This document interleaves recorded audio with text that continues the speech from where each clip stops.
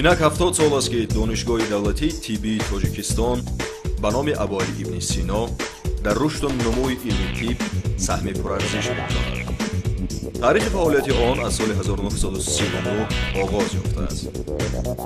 таъсири шахсиятҳои бузург, олимони сатҳи ҷаҳонӣ, асосгузорони беҳтарин ва машҳуртарин мактабу равияҳои илмию педагогии ин даргоҳи муқаддас ва бонуфуз дар ташаккули тибби муосир назаррас аст. имрӯз донишгоҳи давлатии тиббии тоҷикистон ба давраи нави инкишоф, давраи имкониятҳои фаровон ва технологияи навтарин қадам медиҳад. ҳоло давраи фаро расидааст ки шароити раванди таълим тибқи талаботи замони муосир таъмин карда шавад ба дараҷае ки аз солҳои қаблӣ тафовути куллӣ дошта бошад.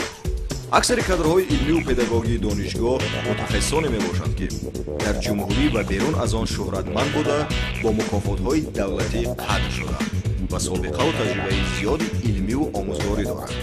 кафедраҳои клиникии донишгоҳ дар баъзаҳои беморхонаи шаҳрӣ қарор доранд ки дар онҳо барои таҳсили донишҷӯён тамоми шароитҳои зарурӣ фароҳам оварда шудаанд. мактабҳои илмию педагогии донишгоҳи мо берун аз ҳудуди ҷумҳурӣ низ эътибори баланд доранд.